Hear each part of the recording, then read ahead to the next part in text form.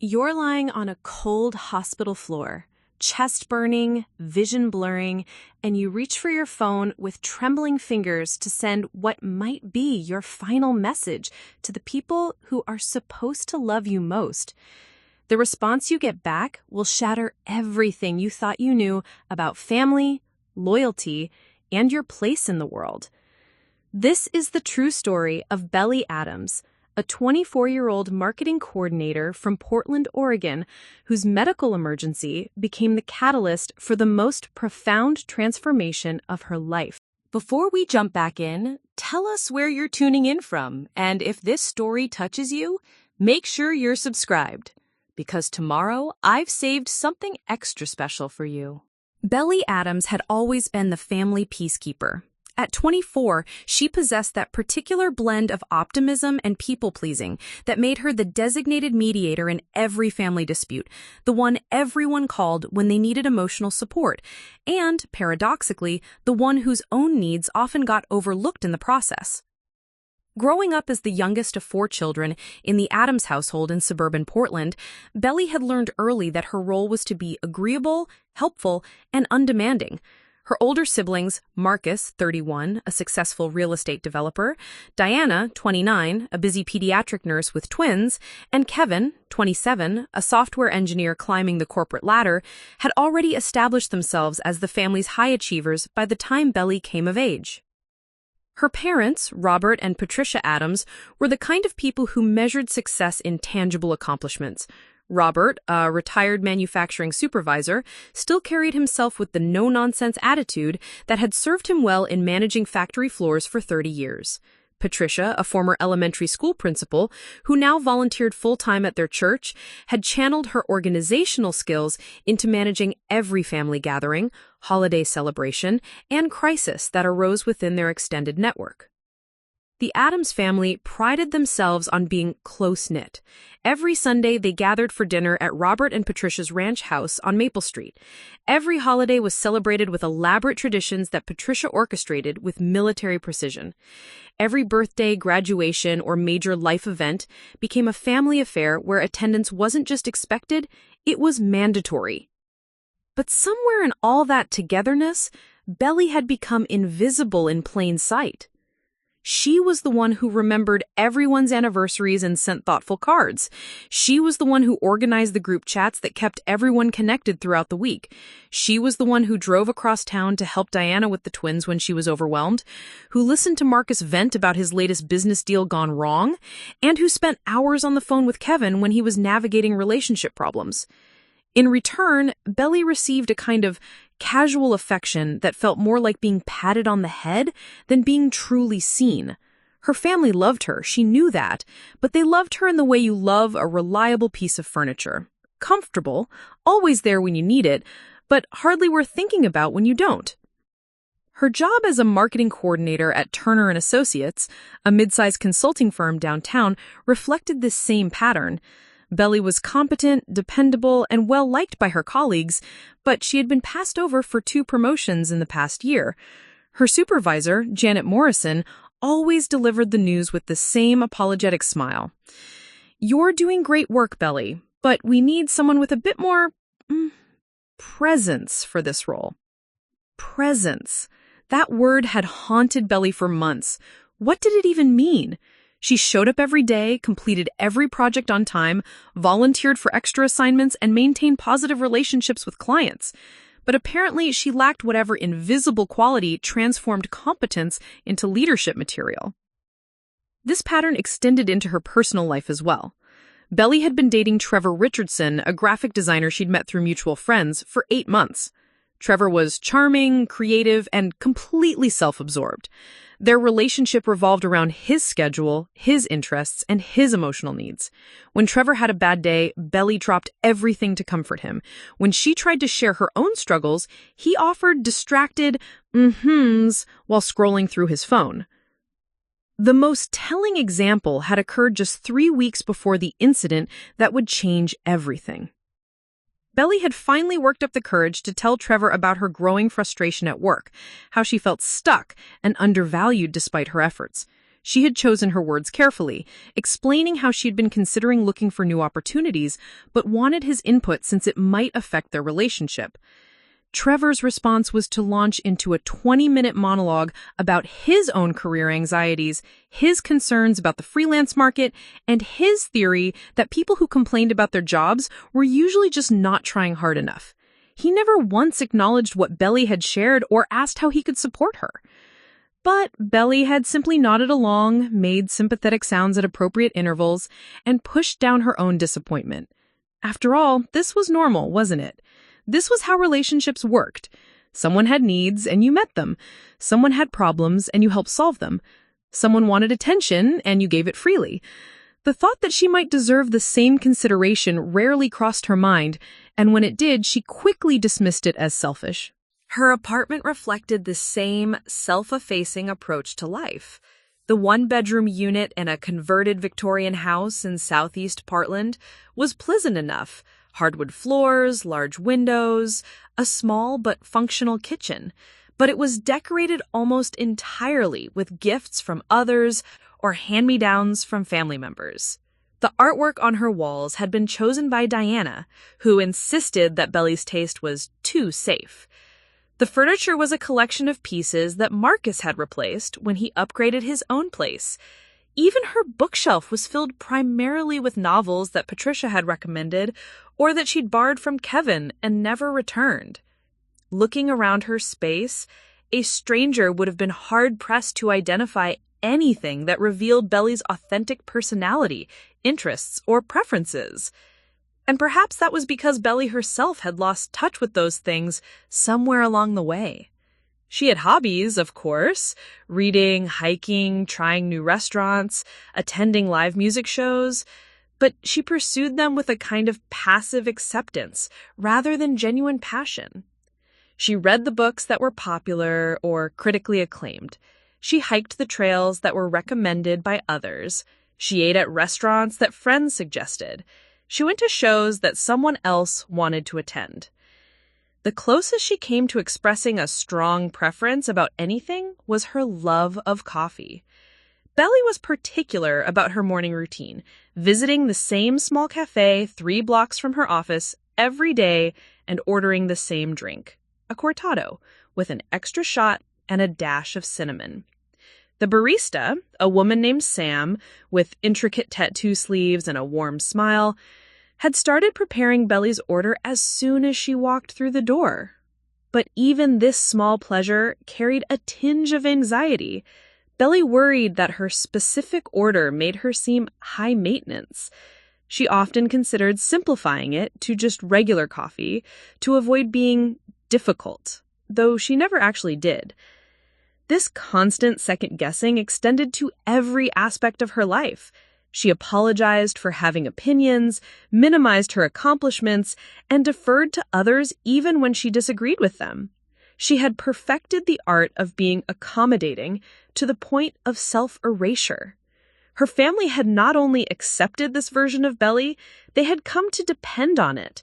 She was their emotional support system, their crisis manager, their guaranteed yes person for any request or favor. The idea that she might have her own needs, her own limitations, or her own breaking point simply didn't register in their collective consciousness. And Belly had never given them reason to think otherwise. She absorbed their stress without complaint, celebrated their successes with genuine enthusiasm, and showed up for them regardless of what else was happening in her own life. When Marcus needed someone to house sit during a business trip, Belly rearranged her schedule. When Diana was overwhelmed with the twins and needed a babysitter, Belly canceled her own plans. When Kevin wanted someone to listen to his dating woes, Belly set aside her work to be available for hours-long phone calls. This dynamic had been building for so long that it felt natural, inevitable even. Belly was the helper, the supporter, the background player, and everyone else's starring role. It wasn't necessarily a role she had chosen, but it was the role she had accepted, and over time, it had become indistinguishable from her identity. She told herself that this was what family meant, Putting others first, being selfless, finding fulfillment in service to those you love. She told herself that she was lucky to have such a close family, that many people would envy the strong connections they maintained despite their busy lives. But late at night, lying in her bed, surrounded by other people's choices and other people's gifts, Belly sometimes felt a hollow ache in her chest that she couldn't quite name. It was the feeling of living someone else's life, of being perpetually one step removed from her own experience, of existing as a supporting character in what was supposed to be her own story. She pushed those feelings down, the way she had learned to push down any inconvenient emotion that might disrupt the careful balance she maintained. After all, what right did she have to feel sorry for herself when she was healthy, employed, and surrounded by people who cared about her? It would take a moment of genuine crisis to reveal just how conditional that care really was. Before we jump back in, tell us where you're tuning in from, and if this story touches you, make sure you're subscribed, because tomorrow I've saved something extra special for you. The morning of October 15th started like any other Tuesday for Belly Adams. She woke up at 6:30 a.m. to the sound of rain pattering against her bedroom window, a familiar Portland symphony that usually brought her comfort. But something felt different that morning. A strange heaviness in her chest that she attributed to the changing weather and the stress of an upcoming presentation at work. Belly went through her usual routine: shower, coffee at home while checking emails, then the 3-block walk to Sam's Cafe for her cortado. But as she stepped out of her apartment, the world seemed slightly off-kilter. The colors appeared more muted than usual, and she found herself gripping the railing as she descended the front steps of her building. "Maybe I'm coming down with something," she murmured to herself, pulling her jacket tighter against the cool October air. At the cafe, Sam immediately noticed something was amiss. "You okay, hun? You look a little pale," she said, already preparing Belly's usual order without being asked. Belly forced a smile. "Just tired, I think. Didn't sleep great last night." This was partially true. She had lain awake until nearly 2 a.m., her mind racing with thoughts about the presentation she was supposed to give that afternoon to a potential new client.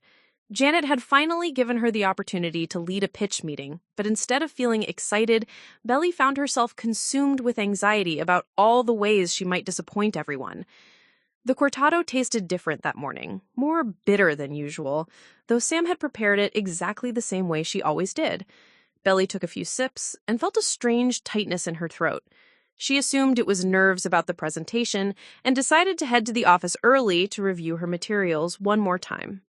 Turner and Associates occupied the 15th floor of a glass office building in downtown Portland. Belly had always enjoyed the elevator ride-up, watching the city shrink below her through the transparent walls. But that morning, as the elevator climbed, she felt increasingly lightheaded. By the time she reached her floor, she was gripping the handrail and breathing more heavily than the short ride warranted. Her cubicle was located in the northwest corner of the office, near a large window that usually provided a pleasant view of the Willamette River. Belly settled into her desk chair and opened her laptop, determined to push through whatever was making her feel off. She had spent weeks preparing for this presentation, researching the client's industry, crafting compelling visuals, and rehearsing her talking points until she could deliver them flawlessly. The client, Morrison Electronics, was a growing tech company looking to expand their market presence. Landing this account would be a significant win for Turner and Associates and could finally prove to Janet that Belly deserved more responsibility and recognition. She couldn't afford to let a little fatigue derail this opportunity, but as the morning progressed, Belly's discomfort intensified. The tightness in her chest grew more pronounced, accompanied by a burning sensation that radiated from her sternum down her left arm. She tried to attribute it to stress, to poor posture from hunching over her laptop, to anything other than what her body was trying to tell her. Around 10 a.m., her colleague Marcus Chen stopped by her cubicle. "Hey, Belly, you ready for the big presentation this afternoon? Janet's been talking it up to everyone." "Yeah, I think so," though her voice sounded strained even to her own ears. "Just going over everything one more time." Marcus frowned. "Are you sure you're okay? You sound kind of breathless." Belly waved him off. I'm fine, just focused, you know? But she wasn't fine. As the morning wore on, the burning in her chest intensified, and she began to feel nauseous. Sweat beaded on her forehead despite the office's air conditioning. She tried drinking water, thinking dehydration might be the culprit, but even swallowing became difficult. At 11:30 a.m., Belly made a decision that, in retrospect, probably saved her life. She decided to walk to the nearby medical clinic during her lunch break just to rule out anything serious. She told herself it was probably just anxiety or maybe the beginning of a flu, but something deeper, some instinct for self-preservation that had long been suppressed, urged her to seek medical attention. The walk to the clinic, which should have taken 10 minutes, stretched into 20. Belly had to stop 3 times to catch her breath, leaning against building walls and pretending to check her phone while her heart hammered against her ribs. Passerbys gave her concerned looks, but she managed weak smiles in return, not wanting to cause a scene or draw attention to herself. The urgent care clinic was busier than expected. Belly checked in with the receptionist, a middle-aged woman with kind eyes who immediately looked concerned when she saw Belly's pale complexion and labored breathing. "Honey, what seems to be the problem?" the receptionist asked, reluctantly. "I'm having some chest pain and difficulty breathing. It's probably nothing serious, but I thought I should get it checked out." The receptionist's expression shifted to one of urgency. "How long have you been experiencing these symptoms?" "Since this morning, but it's gotten worse over the past hour." Within minutes, Belly found herself in an examination room, having her vital signs checked by a nurse practitioner named David Kim. His expression grew increasingly serious as he listened to her heart and lungs, took her blood pressure, and asked detailed questions about her symptoms. "Belly, I need to ask you some important questions," David said, his voice calm but urgent. "Do you have any family history of heart disease? Any history of high blood pressure, diabetes, or blood clots?" The questions felt surreal. Belly was 24 years old, relatively healthy, and had never considered that her symptoms could be related to something as serious as heart disease. "My grandfather had a heart attack in his 60s, she said, "but I'm too young for that, right?" David's expression remained serious. Heart problems can occur at any age, especially in women. Your symptoms are consistent with a possible cardiac event. I'm going to call for an ambulance to take you to the hospital for immediate evaluation. "An ambulance?" Belly's voice rose in panic. "I can't afford an ambulance. Can't I just drive myself?" "Absolutely not," David said firmly. "If you're having a heart attack, driving could be extremely dangerous. The paramedics can provide emergency treatment if your condition worsens during transport." The word heart attack hit Belly like a physical blow. She felt as if the examination room was tilting around her and the burning in her chest intensified. This couldn't be happening. She was supposed to give the most important presentation of her career in 3 hours. She had dinner plans with Trevor that evening. She was supposed to help Diana with the twins this weekend. "But I have a presentation today," she said weakly. "My boss is counting on me." David was already on the phone with emergency services. "The presentation will have to wait. Right now, we need to make sure you're okay." As they waited for the ambulance, Belly's mind raced with practical concerns. She called Janet's office line, reaching her voicemail since she was in a meeting. "Hi, Janet. This is Belly. I'm so sorry, but I'm having a medical emergency and won't be able to make the presentation this afternoon. I know how important this client is, and I'm devastated that I'm letting you down. Maybe Marcus Chen could step in? All my materials are on the shared drive. I'm really sorry." She hung up feeling like she was going to vomit, though she couldn't tell if it was from her physical symptoms or from the crushing guilt of disappointing her boss at such a crucial moment. The paramedics arrived with professional efficiency. Sarah Martinez and James Thompson introduced themselves as they began assessing Belly's condition, attaching monitors and starting an IV line with practiced ease. "We're going to take good care of you," Sarah said, her voice reassuring. "Have you called anyone to meet you at the hospital?" Belly's first instinct was to say no, to handle this crisis alone rather than burden anyone else with her problems. But as another wave of chest pain hit her, stronger than before, she realized she was genuinely scared. She needed her family to know what was happening.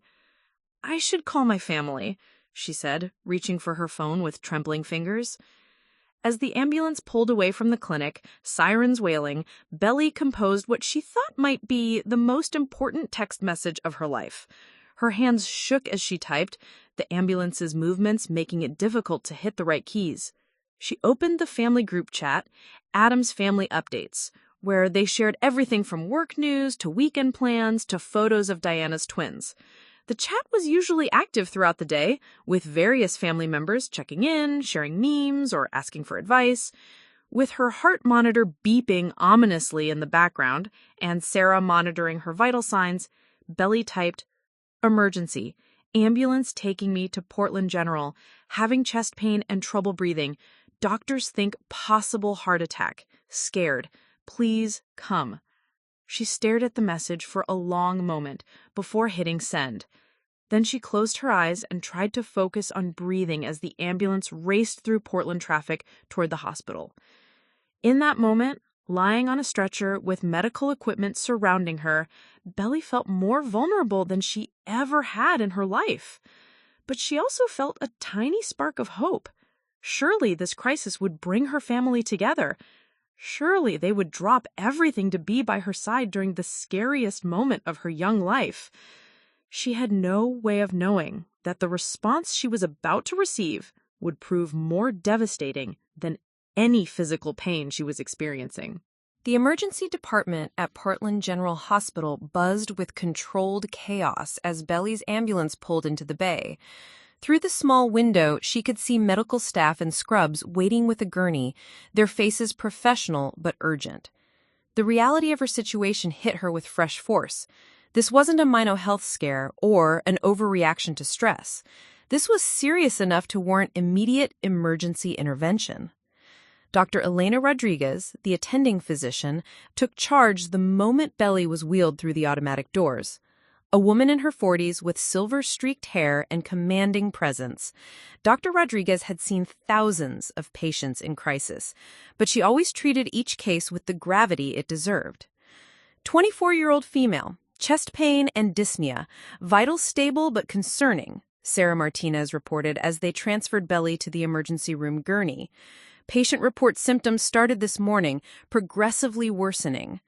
Dr. Rodriguez nodded, already examining Belly while nurses attached additional monitors and equipment. "Belly, I'm Dr. Rodriguez. I know this is scary, but we're going to take excellent care of you. Can you tell me exactly what you're feeling right now?" The chest pain had evolved since the ambulance ride. What started as a burning sensation had become a crushing weight, as if someone had placed a concrete block on her sternum. Her left arm tingled with a pins and needles sensation that extended from her shoulder to her fingertips. Most frightening of all was the overwhelming sense of impending doom, a primal fear that something catastrophic was happening inside her body. "It feels like an elephant sitting on my chest," Belly managed between shallow breaths. "And my arm feels weird, tingly. Am I having a heart attack?" "We're going to find out," Dr. Rodriguez said, her tone both honest and reassuring. "I'm ordering an EKG, chest X-ray, and blood work immediately. The good news is you got here quickly, and if this is cardiac-related, we have excellent treatment options." As medical staff worked around her with practiced efficiency, Belly's phone buzzed with notifications from the family group chat. Her heart lurched with anticipation. Surely her family was responding with concern, asking which hospital, saying they were on their way. She grabbed her phone with trembling fingers, squinting at the screen as a technician prepared to take her EKG. The first response was from her brother Marcus, sent just 3 minutes after her emergency message.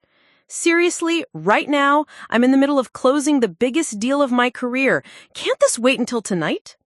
Belly stared at the message, certain she had misread it. She blinked hard and looked again, but the words remained the same. Her brother, the successful real estate developer who prided himself on his business acumen and family values, was annoyed that her medical emergency was poorly timed. The next response came from Diana. "OMG, Belly, why didn't you call instead of texting? I'm at the pediatric clinic with sick kids everywhere. Can't leave right now. Are you sure it's that serious? You've always been kind of dramatic about health stuff." The words hit harder than any physical pain she'd experienced that day. Dramatic about health stuff? Belly rarely complained about anything, let alone sought medical attention. She couldn't remember the last time she'd even taken a sick day from work. Kevin's response appeared next. Dude, I'm in a code review meeting that's been scheduled for weeks. My manager is already pissed about the project delays. Can someone else handle this? Maybe call an Uber home instead of the expensive ambulance? The final blow came from her mother, Patricia. Belly, honey, you know Tuesday is my volunteer day at the church food bank. We're feeding 60 families today, and I'm coordinating the entire operation. Surely the hospital staff can take care of you. That's what they're paid for. Call us tonight with an update. Her father, Robert, hadn't responded at all. She read through the messages 3 times, each reading confirming what she desperately hoped she had imagined. Not one member of her family, the family she had dropped everything for countless times, the family whose needs she had consistently prioritized above her own, was coming to the hospital. Not one of them expressed genuine concern for her well-being or offered comfort during what might be the most frightening experience of her life. "Everything okay with your phone?" asked Jennifer Walsh, the nurse who was adjusting Belly's IV line. She had noticed Belly's expression shift from hopeful anticipation to devastation as she read her messages. I texted my family about the emergency," Belly said, her voice barely audible. "They're all busy." Jennifer, a mother of 3 who had worked in emergency medicine for 15 years, had seen the scenario play out before. Some families rallied during crises, rushing to the hospital regardless of the inconvenience. Others revealed their true priorities in moments like these.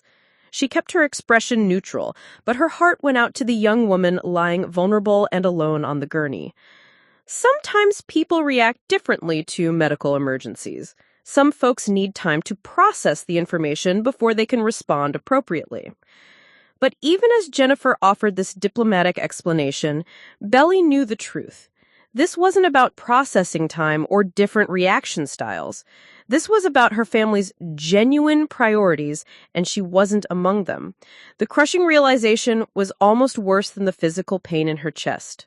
Dr. Rodriguez returned with Belly's initial test results, her expression serious but not panicked. "The good news is that your EKG doesn't show signs of an active heart attack," she said. "However, your cardiac enzymes are elevated and you're showing signs of severe cardiac stress. I want to admit you for observation and run additional tests."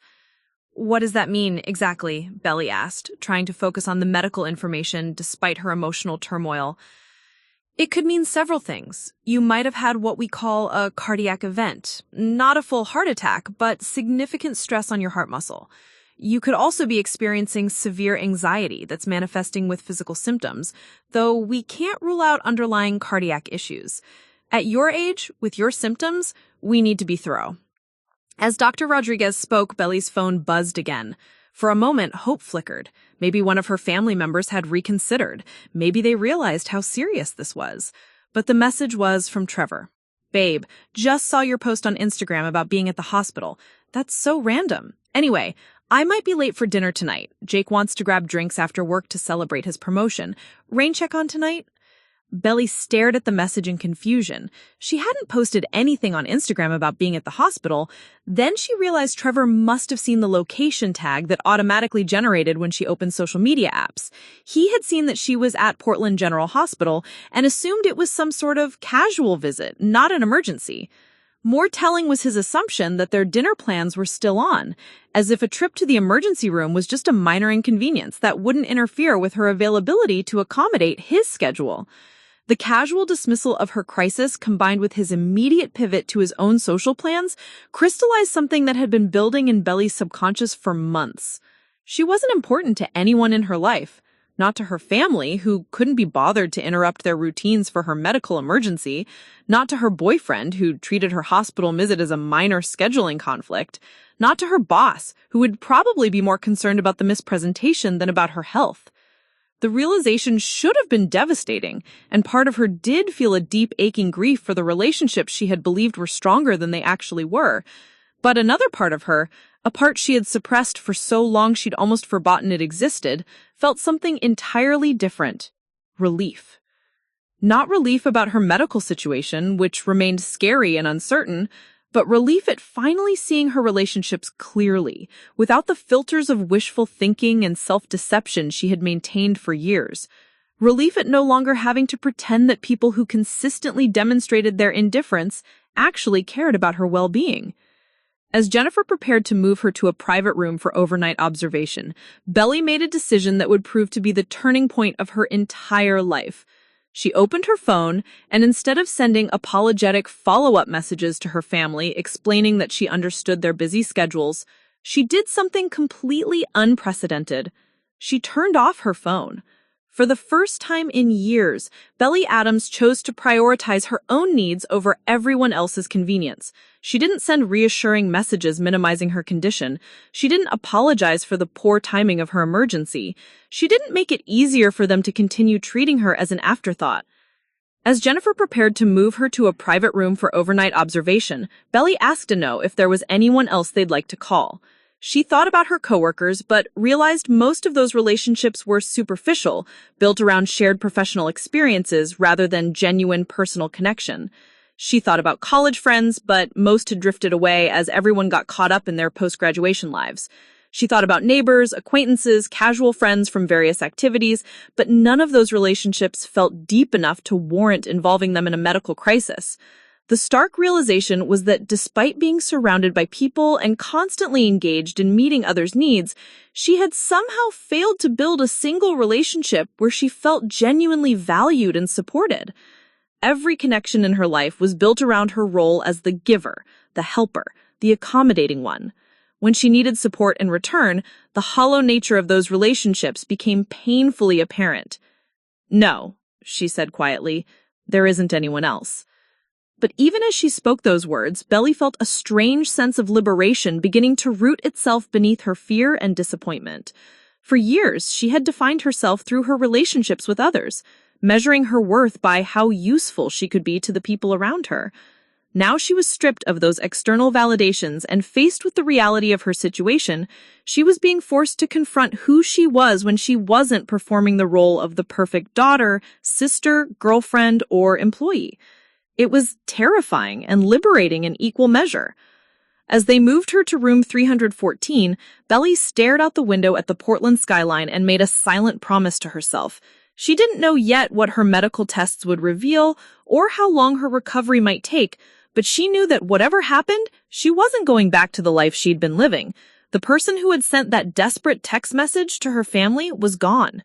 In her place was someone new. Someone who would have to learn how to exist without constantly seeking approval and validation from people who had proven they didn't value her authentic self. The decision was made, even if she didn't understand all its implications.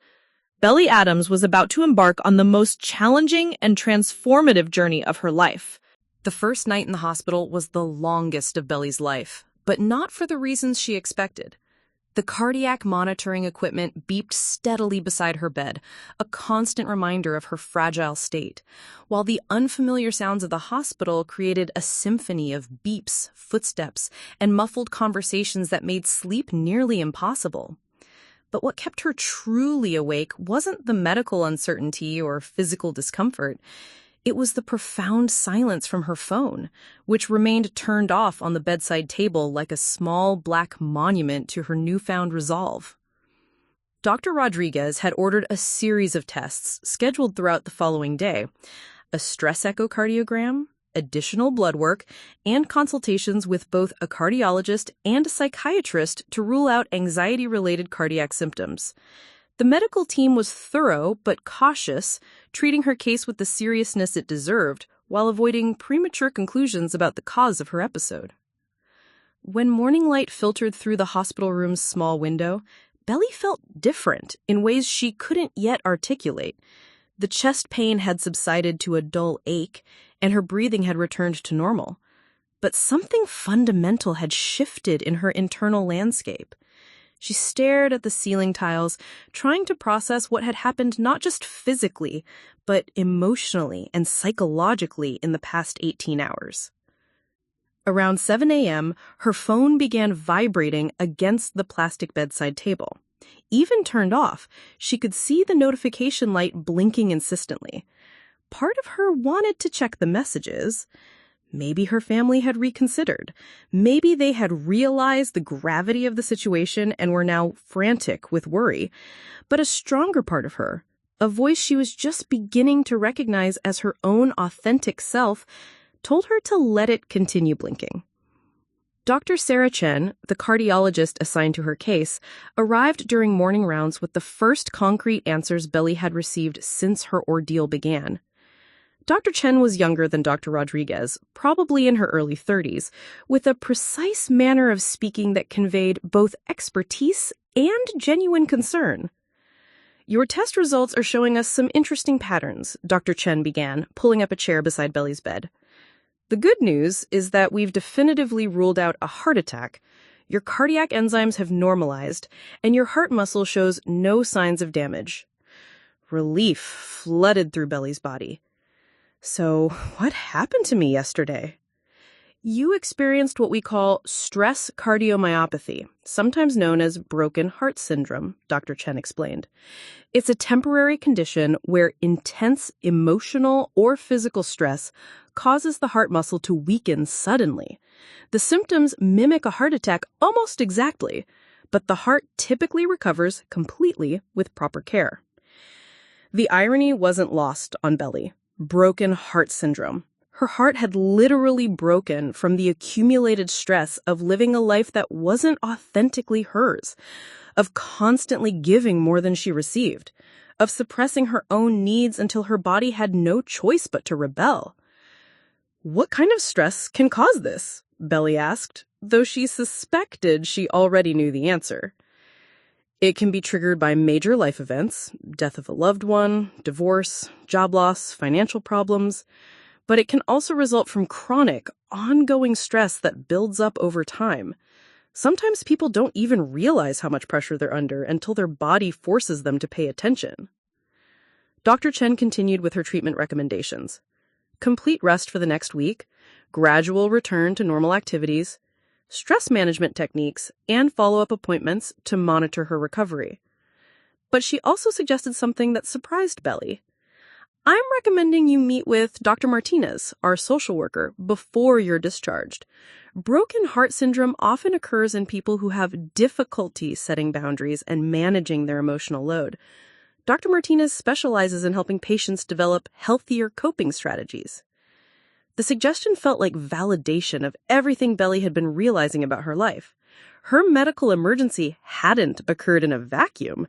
It was the inevitable result of years of self-neglect and people-pleasing that had finally overwhelmed her system.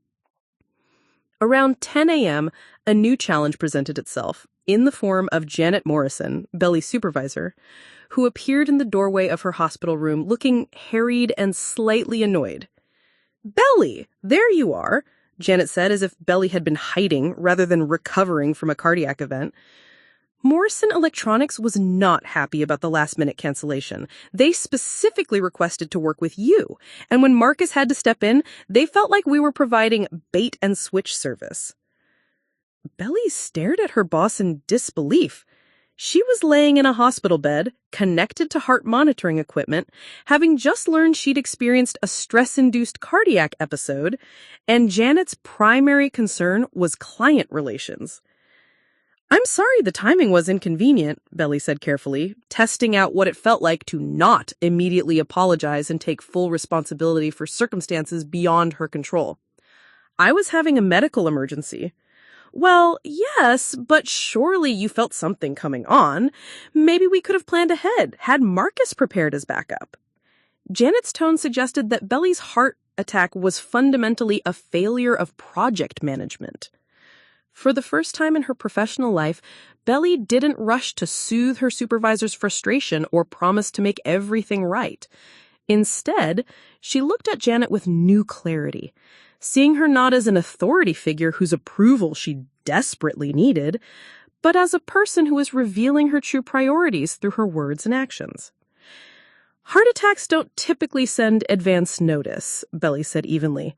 The doctor says I need to take a full week off for recovery. Janet's expression shifted from annoyance to alarm. Not for Belly's health, but for the implications of her absence. A full week? We have the Henderson project due Friday, and the quarterly reports need to be compiled. Can't you work from home? The conversation continued for several more minutes, with Janet pressing for assurances that Belly would remain available for urgent matters, and Belly, for the first time, declining to promise that she would accommodate requests that interfered with her recovery. When Janet finally left, clearly frustrated by Belly's uncharacteristic unwillingness to prioritize work above her health, Belly felt emotionally exhausted but oddly empowered. The afternoon brought Dr. Martinez, the social worker, a woman in her 50s with warm brown eyes and a manner that immediately put Belly at ease. Dr. Martinez had reviewed Belly's case file and understood that her cardiac episode was as much about life circumstances as medical factors. "Tell me about your support system," Dr. Martinez began. "Who did you call when you realized you were having a medical emergency?" Belly found herself explaining the family group chat, the devastating responses, and her decision to turn off her phone. As she spoke, she watched Dr. Martinez's expression remain professionally neutral, but she sensed the social worker's understanding and lack of judgment. "It sounds like you've been in the role of caregiver for a long time," Dr. Martinez observed. "Sometimes people in that position find it challenging when they suddenly need care themselves." "I keep thinking maybe I overreacted," Belly admitted. "Maybe they didn't understand how serious it was. Maybe I should have been clearer or called instead of texting." Dr. Martinez leaned forward slightly. "Belly, you sent a message saying you were in an ambulance, possibly having a heart attack, and asking them to come. How much clearer could you have been?" The simple validation hit Belly like a revelation. She had spent the past 24 hours unconsciously trying to rationalize her family's response, to find ways to excuse their behavior and take responsibility for their failure to support her. But Dr. Martinez was right. Her message had been clear, urgent, and unambiguous. What happens now? I mean, how do I go back to normal relationships with people who showed me so clearly that I don't matter to them? That's the question, isn't it? Maybe the better question is, do you want to go back to those relationships as they were, or is this an opportunity to create something different? They spent the next hour discussing practical strategies for setting boundaries, communicating needs, and recognizing the difference between relationships built on mutual care and those built on one-sided giving. Dr. Martinez gave Belly several resources: books about codependency, information about support groups, and techniques for gradually implementing changes without overwhelming herself. But the most impactful part of their conversation came near the end, when Dr. Martinez asked a question that would echo in Belly's mind for weeks to come. If you had a friend going through exactly what you've experienced, the medical emergency, the family's response, and the boyfriend's dismissal, what advice would you give her? Belly thought for a moment. I would tell her that she deserves better, that people who truly care about her would have dropped everything to be there, that she shouldn't have to earn love through service. And why is it easier to extend that compassion to a hypothetical friend than to yourself? The question hung in the air between them, pointing to the core of Belly's struggle. She had spent so many years defining her worth through her usefulness to others that the idea of inherent self-worth felt foreign, almost selfish. As evening approached, Belly faced another challenge. Trevor had apparently figured out she was still at the hospital and was now texting her turned-off phone persistently. The nurses mentioned that he had called the main desk several times, asking to speak with her and expressing confusion about why she wasn't responding to his messages. Around 8 p.m., he appeared in her doorway uninvited, carrying a small bouquet of grocery store flowers and wearing an expression of mild irritation disguised as concern. "Babe, why haven't you been answering your phone? I've been worried sick," he said, though his tone suggested annoyance rather than worry. "I turned it off because I needed rest," said Belly simply. But I didn't know what was happening with you. I had to call the hospital to find out if you were okay. That's pretty inconsiderate, don't you think? The accusation that her need for rest while recovering from a cardiac episode was inconsiderate to him crystallized everything wrong with their relationship. Trevor had made her medical emergency about his inconvenience, just as her family had. The doctors said I have broken heart syndrome, Belly told him, watching his reaction carefully. That's not a real thing, is it? It sounds made up, Trevor said, settling into the visitor chair as if he planned to stay a while. Anyway, I'm glad you're okay. Jake's promotion party is tomorrow night, and I really want you to come. You missed our dinner last night, so I feel like you owe me some social time. The conversation that followed revealed the depth of Trevor's self-centeredness and his complete inability to comprehend that Belly's medical emergency wasn't something that happened to him. When she explained that she needed a week of rest and wouldn't be attending social events, he became increasingly agitated, suggesting that she was being dramatic and using her hospital thing as an excuse to avoid activities she didn't want to do. For the first time in their 8-month relationship, Belly didn't try to manage Trevor's emotions or find compromises that would make him feel better. She listened to his complaints and demands with growing clarity about the dynamic that had defined their relationship from the beginning. When visiting hours ended and Trevor finally left, clearly frustrated by her unresponsiveness to his emotional manipulation, Belly felt a strange combination of relief and loneliness. The people she had believed cared about her had all failed spectacularly when she needed them the most, but their failures had also freed her from the exhausting work of maintaining relationships that were fundamentally unbalanced. As evening approached, Belly realized that her real recovery wouldn't be measured in cardiac enzymes or stress test results. It would be measured in her ability to build a life that honored her authentic self, even if that meant disappointing people who had grown accustomed to her endless accommodation. Returning home after 3 days in the hospital felt like stepping into someone else's life. Belly stood in the doorway of her apartment, keys still in her hand, surveying the space that had been hers for 2 years, but now felt completely foreign.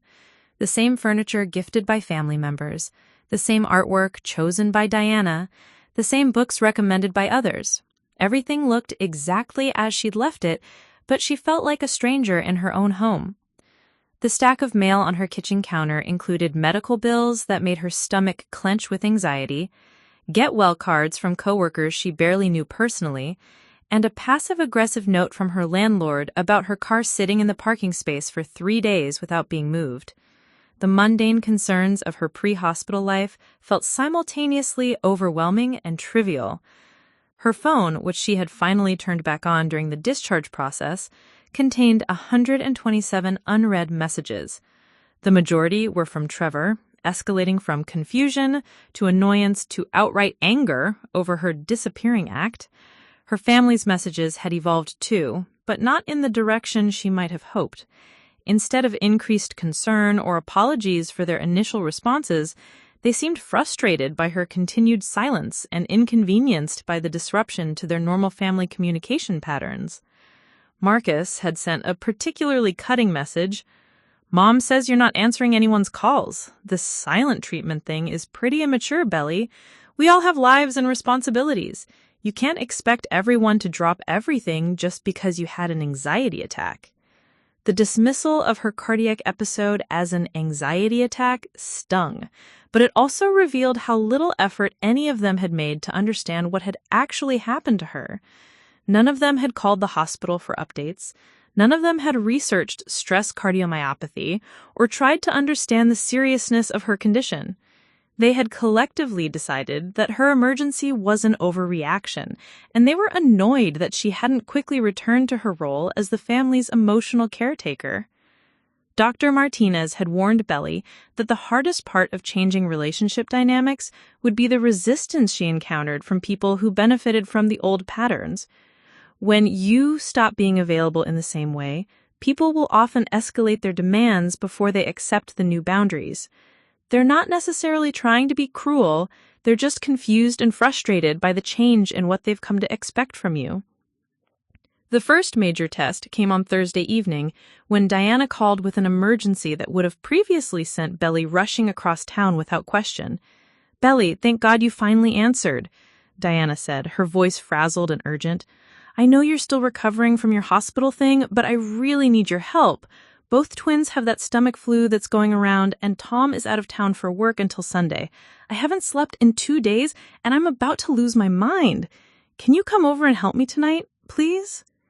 The old Belly would have been in her car within minutes, regardless of her own physical condition or doctor's orders to rest.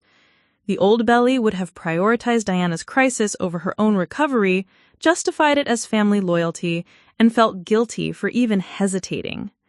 But the new version of herself, still fragile, still learning, felt the familiar pull of obligation warring with a newer voice that reminded her of Dr. Martinez's words about self-care not being selfish. "Diana, I understand you're overwhelmed, but I'm still recovering from a cardiac episode. My doctor specifically said I need to avoid stress and get plenty of rest this week." "But it's just watching the twins while they sleep. You could rest on my couch just as easily as at your apartment, and I really, really need help. There's no one else I can call." The phrase, "there's no one else I can call," had always been Diana's most effective manipulation tool with Belly. It made her feel special, needed, indispensable. But now she heard it differently, as a statement about Diana's failure to build a broader support network, not as evidence of Belly's unique importance. What about Mom, or one of your friends from the Moms group, or Tom's parents? Mom is busy with her church stuff, and everyone else has their own families to worry about. Come on, Belly, I wouldn't ask if it wasn't desperate. The conversation continued for 20 minutes, with Diana cycling through various emotional appeals. Guilt, like, "I can't believe you won't help your own sister." Manipulation, like, "I guess I know where I stand in your priorities now." And attempted bargaining, like, "Just for a few hours, then you can go home." For the first time in her adult life, Belly held firm. "I'm sorry you're having a tough time, but I can't help tonight. I hope the twins feel better soon." The silence that followed her refusal was deafening. When Diana finally spoke again, her voice was cold with anger. "Fine, I'll remember this, Belly. Don't expect me to be available next time you have some medical drama." The call ended abruptly, leaving Belly sitting on her couch with her heart racing, not from cardiac stress this time, but from the adrenaline rush of standing up for herself. She felt simultaneously proud of her boundary setting and devastated by Diana's cruel parting shot, the implication that her cardiac episode was medical drama rather than a legitimate health crisis, cut deep, but it also clarified the true nature of their relationship. The weekend brought additional challenges. Trevor showed up at her apartment Saturday morning, unannounced and carrying coffee and pastries as if they were peace offerings rather than manipulation tools. "I've been thinking about our conversation at the hospital," he began, settling onto her couch without invitation. "I realize I might have come across as insensitive. I brought your favorite croissants to make up for it." Belly accepted the coffee, but remained standing, a physical boundary that felt symbolic of her internal changes. "What specifically do you think you were insensitive about?" Trevor's expression suggested he found the question unnecessarily difficult. "I don't know, just the timing, I guess. I should have been more patient about you not answering your phone." The non-apology revealed that he still didn't understand what had been hurtful about his behavior. He wasn't acknowledging his dismissal of her medical emergency, his anger about the inconvenience to his social plans, or his fundamental inability to offer comfort and support when she needed it most. "Trevor, you told me that broken heart syndrome wasn't real. You were angry that I couldn't attend Jake's party. You made my cardiac episode about how it affected your schedule." "Okay, but in my defense, I'd never heard of that condition before, and you seemed fine when I saw you at the hospital. How was I supposed to know it was serious?" The conversation that followed was exhausting in its circularity. Trevor couldn't or wouldn't acknowledge that his response to her emergency had been fundamentally selfish. Instead, he continued to justify his behavior while positioning himself as the injured party who had been unfairly excluded from her recovery process. When Belly suggested they take a break from their relationship while she focused on her health, Trevor's reaction was swift and revealing. "So you're breaking up with me because I didn't handle one situation perfectly? That seems pretty extreme, Belly. I mean, I'm here now, aren't I? I brought you breakfast and apologized. What more do you want?" "I want to be with someone who doesn't see my medical emergency as an inconvenience to their social calendar," Belly said quietly. Trevor left angry, slamming her apartment door and sending a series of texts throughout the day that oscillated between attempts to win her back and accusations that she was being unreasonable and dramatic. By evening, when she finally blocked his number, Belly felt emotionally drained but oddly lighter. The most difficult challenge came on Sunday, when her parents decided to stage what they probably considered an intervention, but felt more like an ambush. They arrived at her apartment without calling first, bringing groceries and expressions of concerned parental authority. "Belly, your mother and I are worried about you," Robert began, his tone suggesting he was addressing a troubled teenager rather than a 24-year-old adult who had recently experienced a serious medical event. "This whole silent treatment toward the family isn't healthy." Patricia jumped in before Belly could respond. "We understand you were sick, honey, but you can't use that as an excuse to shut out the people who love you. Your sister called crying yesterday because you refused to help her with the twins. That's not the Belly we raised." The conversation felt surreal. Her parents were criticizing her for prioritizing her cardiac recovery over babysitting duties, framing her new boundaries as cruelty toward the family, and completely ignoring their own failure to support her during her myoclonic crisis. "Did either of you visit me in the hospital?" Belly asked. The question seemed to catch them off guard. Patricia's expression shifted to defensive irritation. "You know Tuesday was my volunteer day, and your father had that doctor's appointment he couldn't reschedule. We figured you were in good hands with the medical staff." Diana's twins had stomach flu, and she couldn't leave me to visit her either, but she expected me to leave my recovery to help her with the same situation. "That's completely different," Robert said dismissively. "Diana has children to take care of. You're young and healthy. You'll bounce back from whatever this was."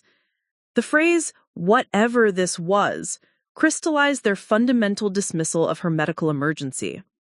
Despite having access to information about her diagnosis, despite having days to research or ask questions, they had chosen to minimize her cardiac episode rather than confront their own failure to provide support. The argument escalated as Belly attempted to explain her perspective, and her parents became increasingly frustrated with what they saw as her unreasonable attitude. Patricia eventually resorted to emotional manipulation that would have devastated the old Belly. "I don't know what's happened to you, but this isn't the daughter I raised. The Belly I know would never be so selfish and cold toward her family."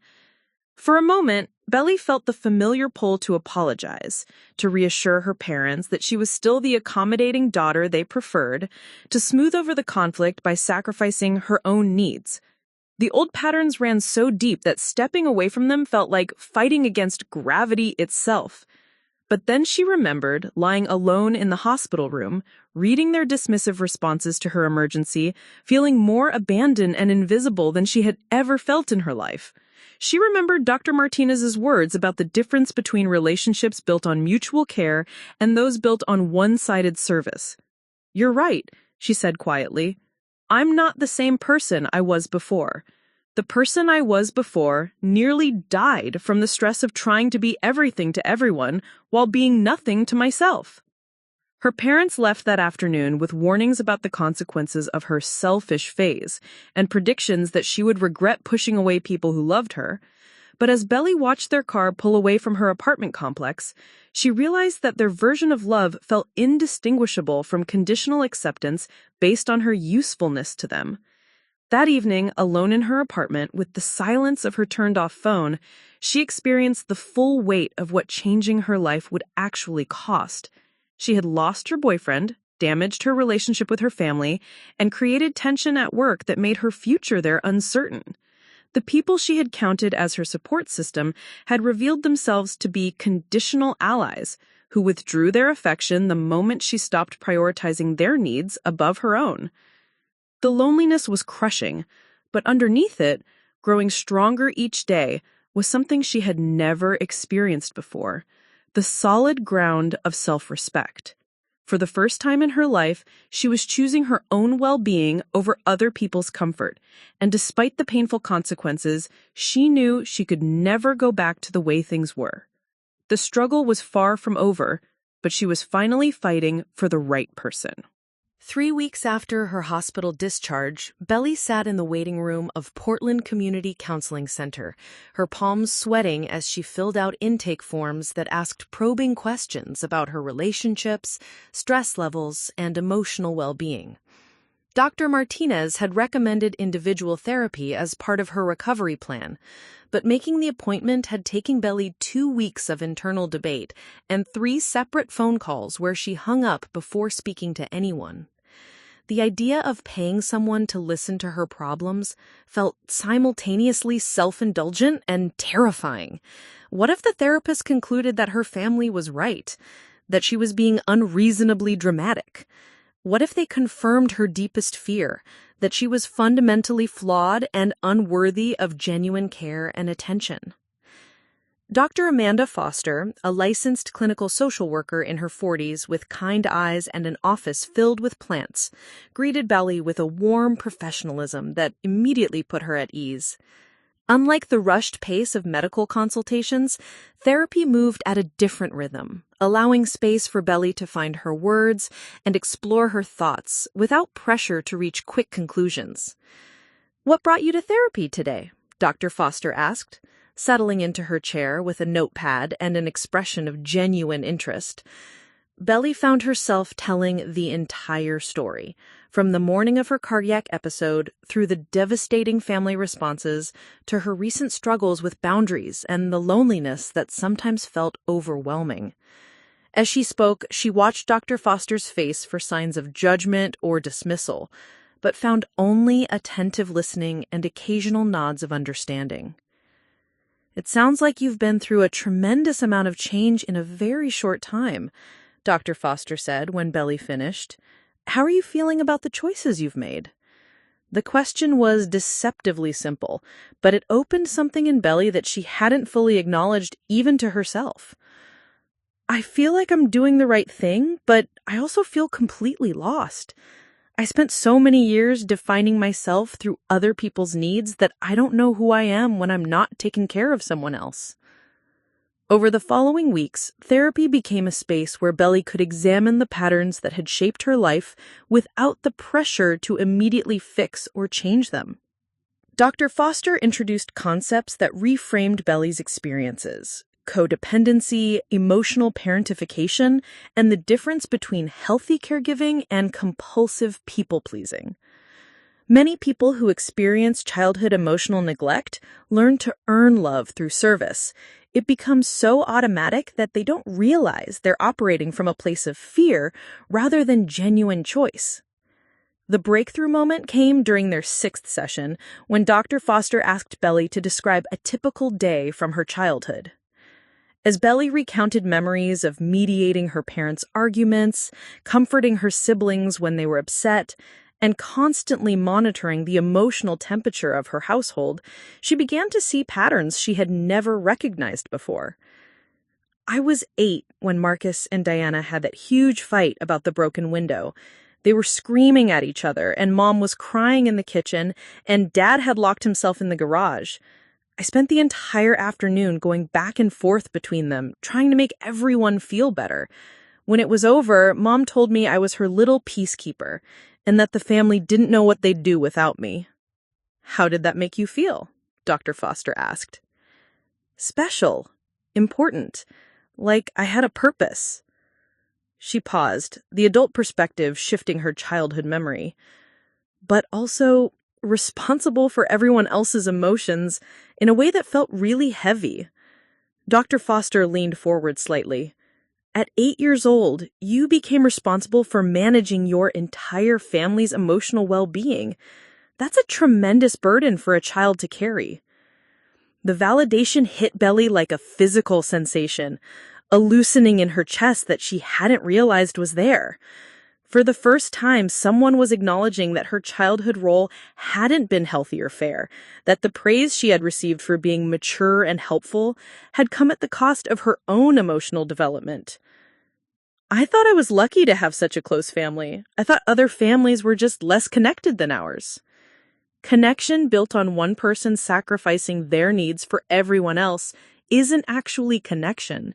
It's a survival strategy that served you as a child, but may not be serving you as an adult. That session marked a turning point. Belly began to understand that her cardiac episode hadn't been random or purely medical. It had been her body's way of forcing her to confront a life that had become unsustainable. The broken heart syndrome diagnosis was more literal than she had initially realized. Armed with this new understanding, Belly started making changes that went beyond just setting boundaries with her family. She began exploring what she actually enjoyed, independent of other people's preferences or expectations. It was surprisingly difficult. She had become so accustomed to adapting her interests to match those around her that identifying her authentic preferences felt like learning a new language. She started small. Instead of reading the books Diana recommended or that appeared on bestseller lists, Belly spent an afternoon in Powell's books, browsing without any agenda, picking up volumes solely based on what caught her interest. She discovered a love of travel memoirs and essays about personal transformation that she had never explored before. She changed her morning routine, abandoning the efficient path to work that included the familiar cafe where Sam knew her order. Instead, she began walking a different route through downtown Portland, exploring coffee shops she had never noticed before. At a small place called Rooster Brew, she met the owner, Maya Patel, a woman in her 30s who left a corporate job to pursue her dream of running a community-focused cafe. "I've never seen you before," Maya said as she prepared Belly's cortado on Tuesday morning. "Are you new to the neighborhood?" "Not new, just exploring different places," Belly replied, surprised by how good it felt to have a conversation with someone who had no preconceptions about who she was or what she owed them. Maya's story resonated with Belly in unexpected ways. She had left a stable marketing position at a large firm to open Rooster Brew, despite her family's concerns about financial security and professional advancement. The decision had cost her some relationships and caused significant stress, but Maya spoke about the fulfillment of building something authentic with a passion that Belly envied. The hardest part wasn't the business side, Maya told her during one of their increasingly frequent conversations. It was dealing with people who couldn't understand why I would give up security for happiness. They kept waiting for me to come to my senses and go back to my old job. The parallel to Belly's own situation was striking. Like Maya, she was discovering that choosing authenticity over accommodation often meant disappointing people who benefited from the status quo. Through therapy and these new connections, Belly began to recognize the difference between relationships that energized her and those that drained her. Maya's friendship felt reciprocal. They shared stories, supported each other's goals, and genuinely enjoyed each other's company, without either person consistently doing more emotional labor than the other. This contrast became even more apparent when Belly started volunteering at the animal shelter that Dr. Foster had suggested as a way to engage in caregiving that had clear boundaries and mutual benefit. Working with rescue dogs 2 afternoons a week provided the satisfaction of helping others without the endless emotional demands that had characterized her family relationships. At the shelter, she met Dr. James Wright, a veterinarian who volunteered his services for animals with special medical needs. Dr. Wright was quiet and thoughtful, someone who seemed to understand that meaningful connection didn't require constant conversation or emotional intensity. "You're really good with the anxious ones," he observed one afternoon as Belly successfully coaxed a traumatized pit bull mix out of his kennel. They seem to trust you quickly." "Maybe we recognize each other," Belly said, surprised by her own honesty. "I think I understand what it feels like to be scared of letting people get close." The conversation that followed was the first time Belly had shared her recent experiences with someone outside of therapy.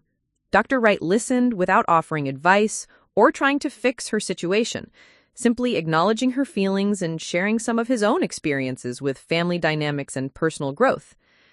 "It sounds like you're learning the difference between being needed and being valued. They're not the same thing, though a lot of people confuse them." That observation crystallized something important for Belly. Her family had always needed her emotional labor, her availability, her willingness to sacrifice her own needs for theirs.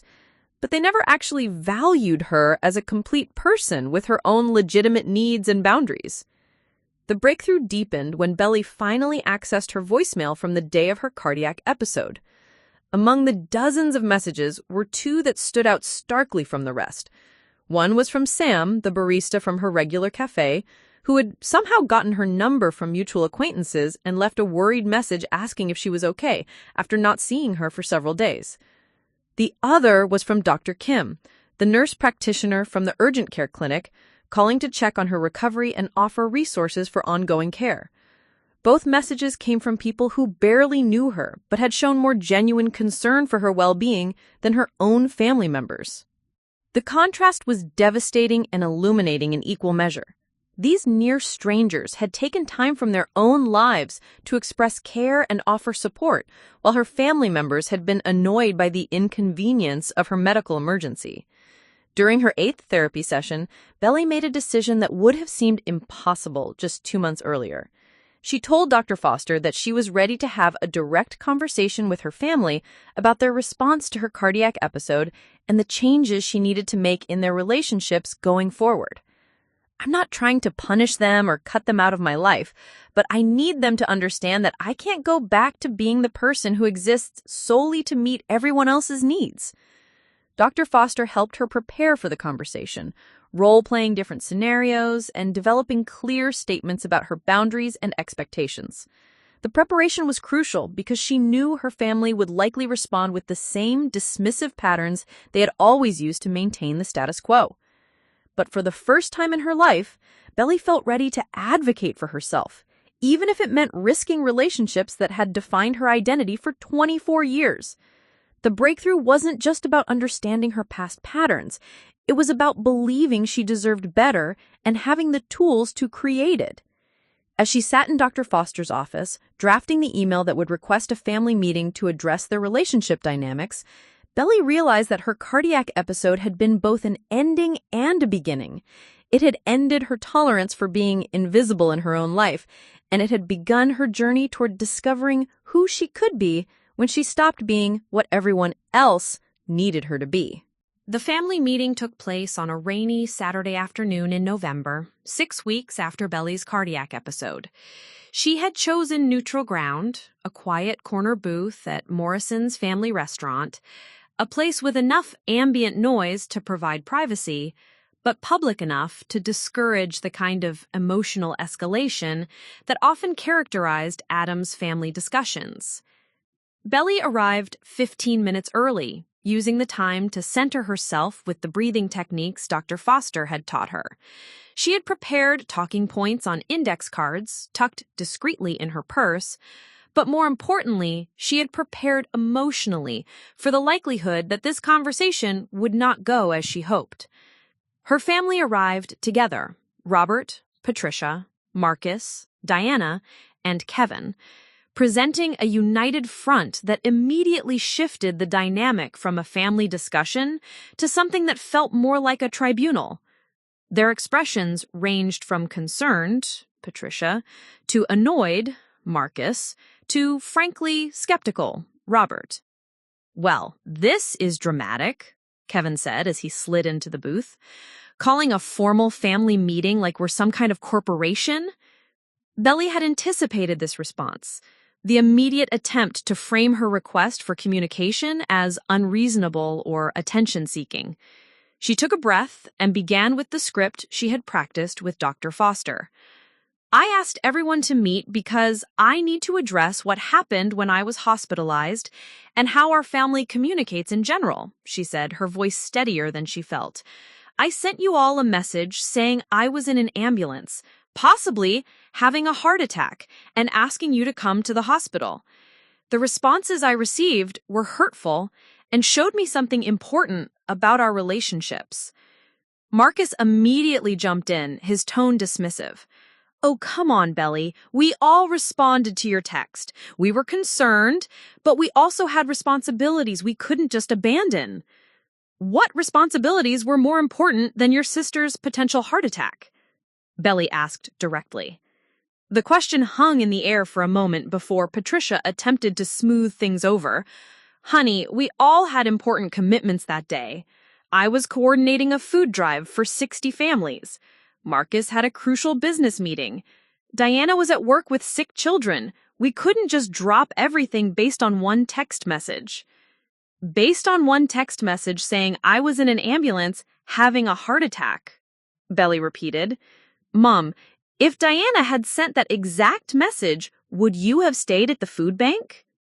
Her hesitation was telling. Well, Diana has the twins to think about. Her situation is different. How is it different? She's a mother. She has more responsibilities, more people depending on her. The response crystallized everything Belly had been learning in therapy about her position in the family hierarchy.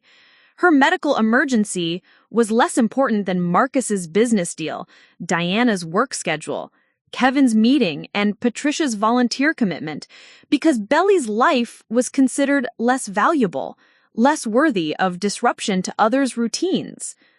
Diana, who had been silent until this point, finally spoke up. Belly, you're making this sound like we don't care about you, which isn't fair. We do care.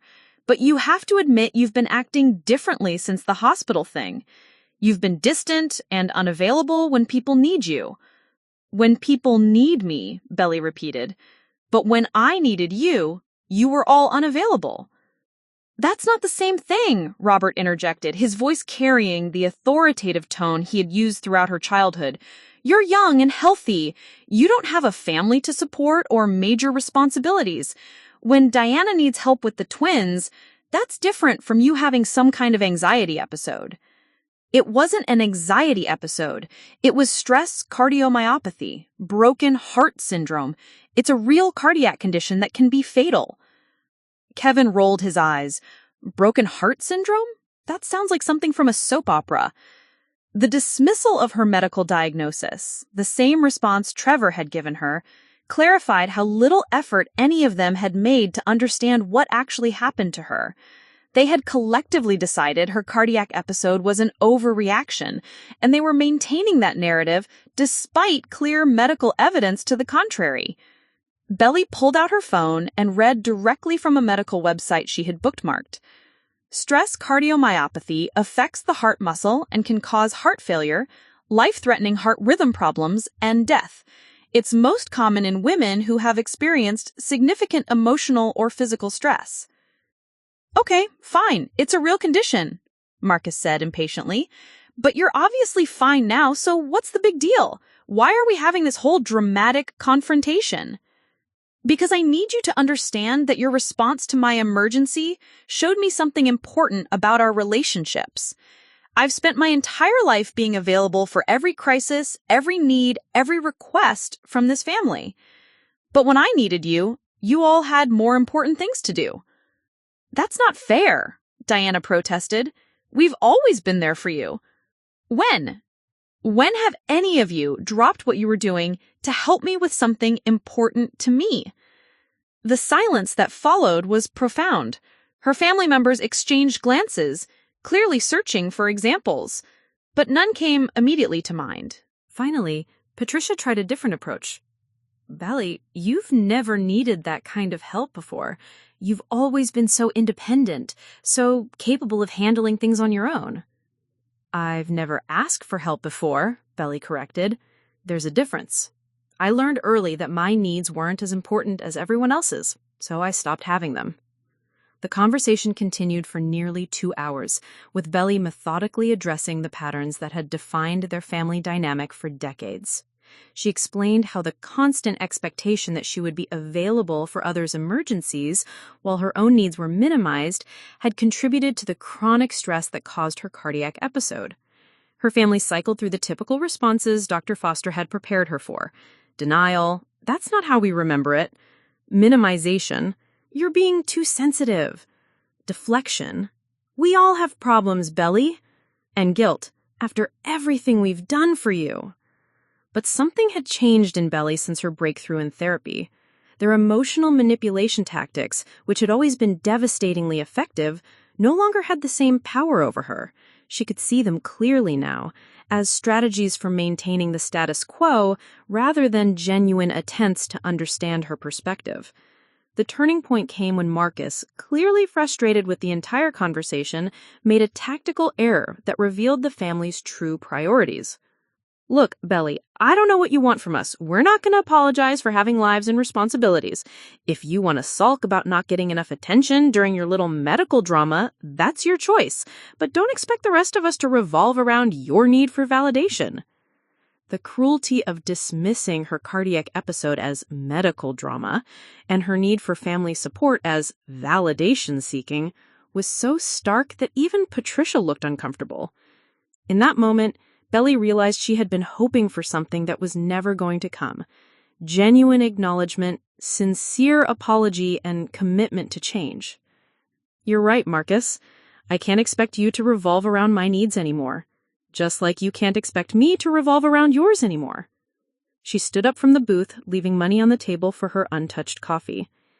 I love all of you, but I can't continue relationships where I'm expected to be endlessly available while receiving nothing in return.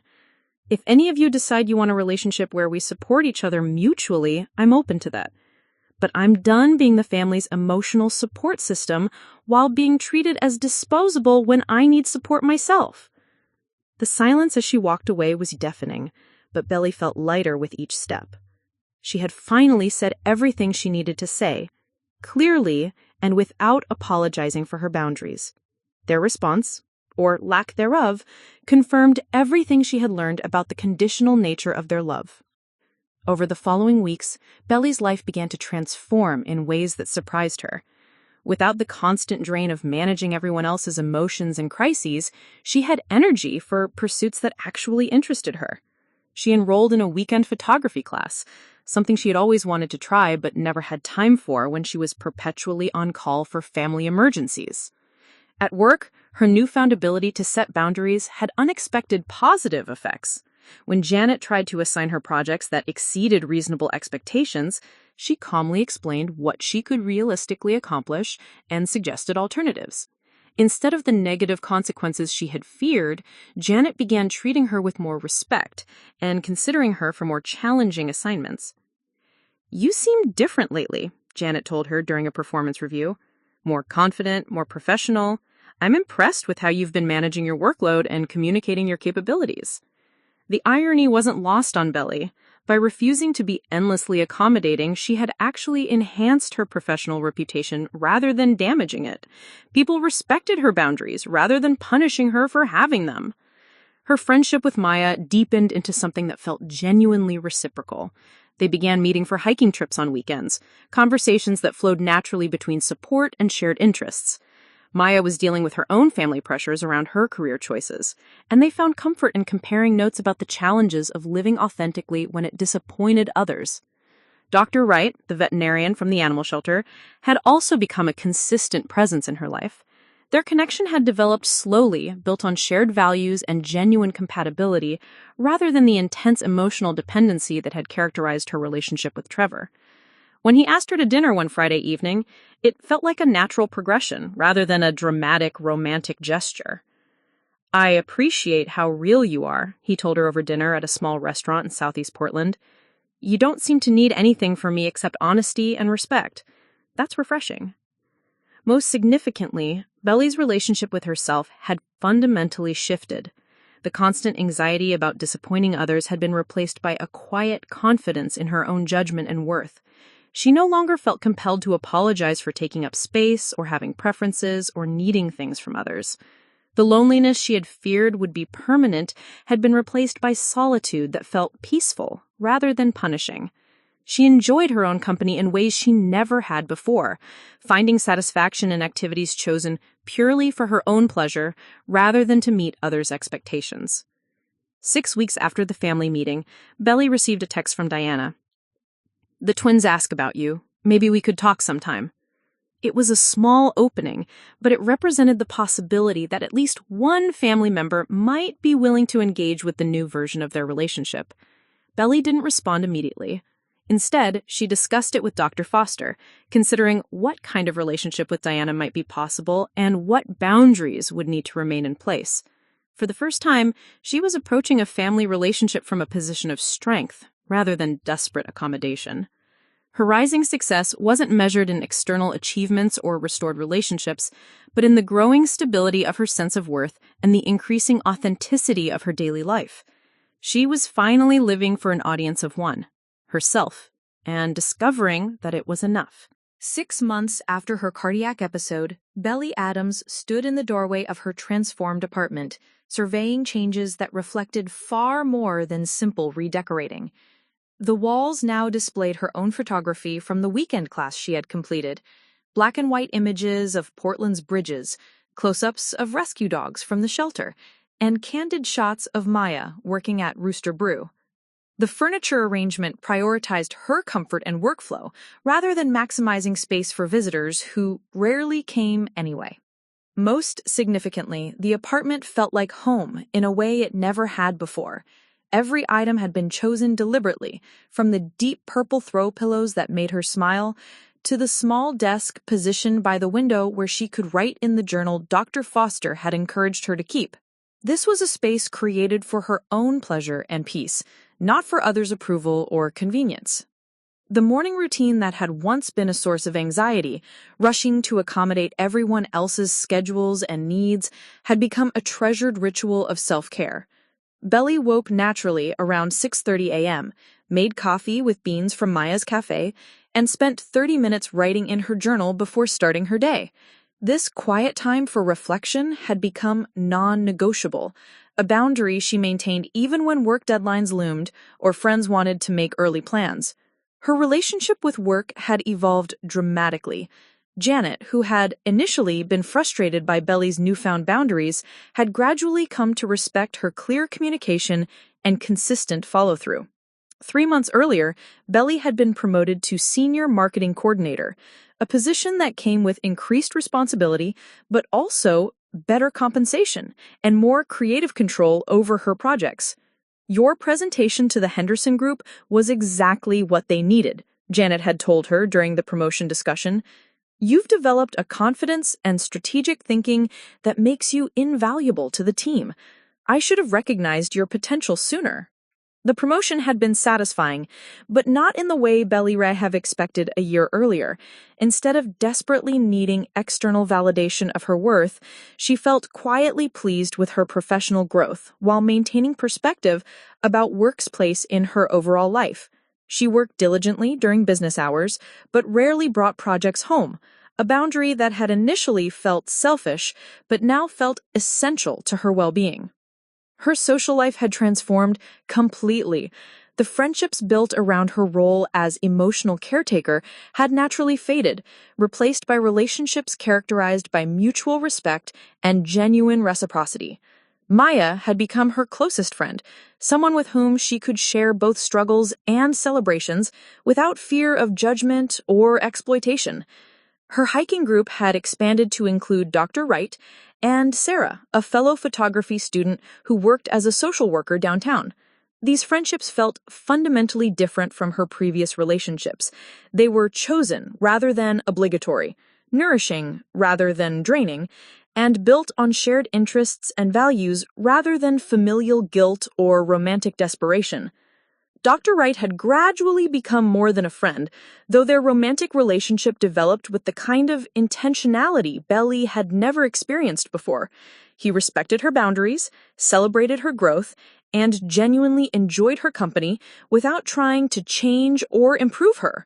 When she told him about her family situation and medical emergency, his response had been immediate support and anger on her behalf, rather than advice about how she should handle things differently. "I can't imagine treating someone I loved the way your family treated you during your emergency. You deserved so much better than that." The validation still made her emotional, months later. Having someone in her life who naturally understood that her needs mattered, without her having to justify or earn that consideration, felt revolutionary. The most complex part of her new reality involved navigating the aftermath of her family confrontation. Marcus and Kevin had maintained complete radio silence, apparently writing her off as a lost cause who had become too difficult to manage. Robert remained similarly distant, though Patricia occasionally sent text messages with family updates that felt more like duty than genuine connection. Diana's overture led to a series of careful conversations mediated by Dr. Foster's guidance about healthy boundaries and realistic expectations. Diana struggled with the new dynamic. She genuinely missed her having unlimited availability, but had difficulty accepting that their relationship needed to become more balanced to continue. "I don't understand why everything has to be so complicated now. We used to be so close. We used to have a relationship where I gave everything and you took everything. That felt close to you because your needs were always met. It didn't feel close to me because mine were ignored." These conversations were often difficult, but they were also honest in ways their previous interactions had never been. Diana was slowly learning to offer support as well as requested, asking about Belly's photography projects and work challenges with what seemed like genuine interest rather than polite obligation. The most surprising development had been a phone call from her maternal grandmother, Elizabeth, who lived in Seattle and had somehow learned about the family conflict through the extended family network. "Your mother told me about your heart condition and the trouble you've been having with the family," Elizabeth had said during their first conversation. "I wanted you to know that I understand what you're going through, sweetheart."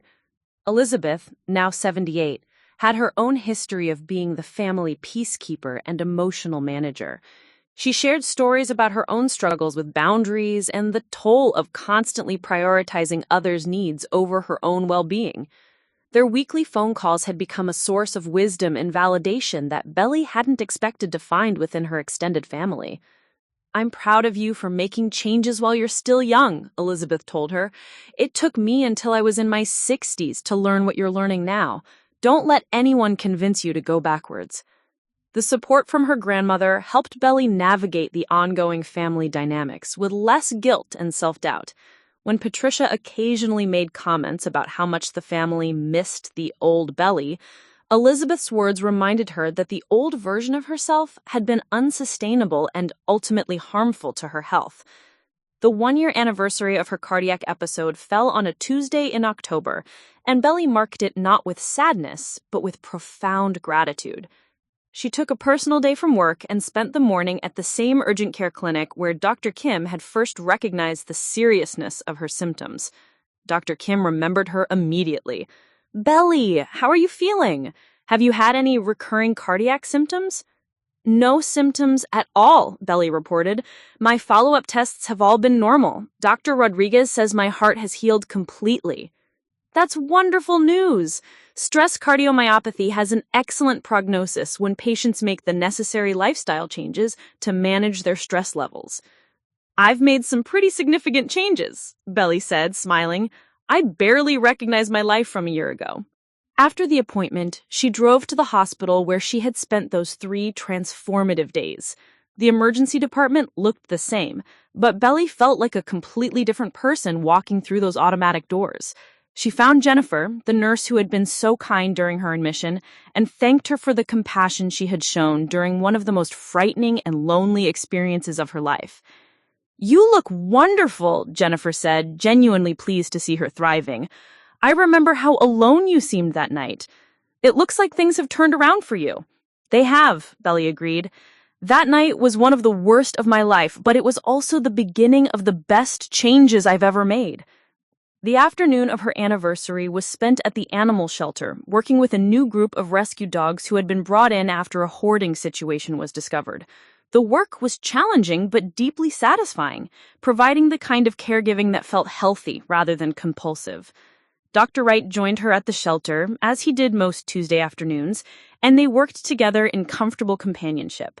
Their relationship had deepened over the months into something that felt both romantic and genuinely supportive, a partnership where both people contributed equally and neither felt diminished by the other's growth. That evening, Maya organized a small celebration dinner with their hiking group, not to commemorate Belly's cardiac episode, but to celebrate her transformation and growth over the past year. As they sat around the table at a restaurant Belly had chosen, something she never would have done before, always deferring to others' preferences, she felt overwhelmed with gratitude for the authentic connections she had built. "A year ago, I didn't know any of you. I was surrounded by people, but felt completely alone. Now I feel like I have a real community for the first time in my life." Sarah raised her glass. "To Belly for showing all of us what it looks like to choose yourself without giving up your capacity for love." The toast captured something essential about Belly's transformation. She had learned that self-advocacy didn't require selfishness, that boundaries didn't eliminate love, and that prioritizing her own well-being actually enhanced her ability to show up authentically in her relationships. As she drove home that evening, Belly reflected on the profound changes that had emerged from what initially felt like the worst day of her life.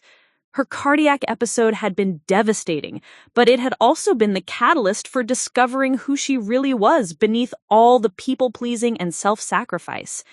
The woman who walked into her apartment that night was confident without being defensive, kind without being submissive, and whole in ways she had never imagined possible. She had learned to trust her own judgment, advocate for her needs, and build relationships based on mutual respect rather than desperate accommodation.